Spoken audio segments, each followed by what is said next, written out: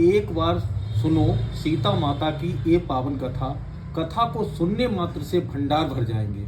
सीता माता कहती थीं और श्री राम इसे सुना करते थे। एक दिन श्री राम भगवान को किसी काम के लिए बाहर जाना पड़ गया तो सीता माता कहने लगी कि भगवान, मेरा तो नित्य नेम है, अब आप बाहर जाएंगे तो मैं अपनी कहानी किसे सुनाऊंगी।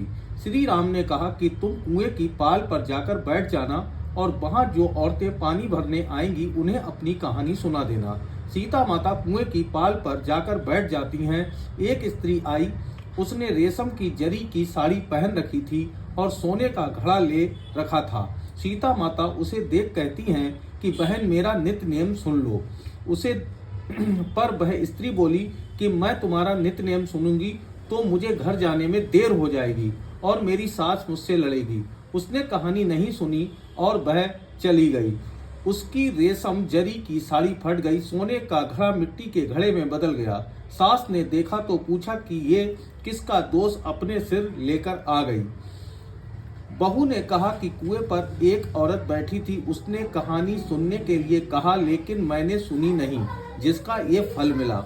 बहू की बात सुनकर अगले दिन वही साड़ी और घड़ा लेकर सास कुएं की पाल पर गई। सास को वही माता सीता बैठी मिली तो माता सीता ने कहा कि बहन, मेरी कहानी सुन लीजिए। सास बोली, एक बार छोड़, मैं तो 4 बार कहानी सुन लूंगी।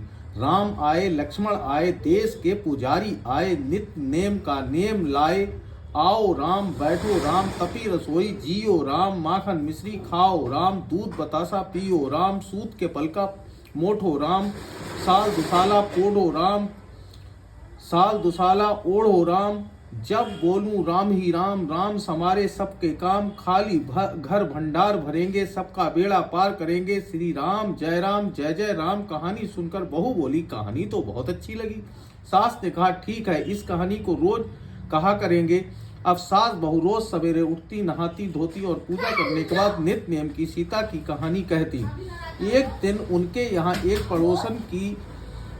पड़ोसन आई और बोली, बहन जरा सी आँच देना। तो वह बोली, आँच तो अभी नहीं जलाई। पड़ोसन ने कहा कि तुम सुबह 4 बजे से उठकर क्या कर रही हो।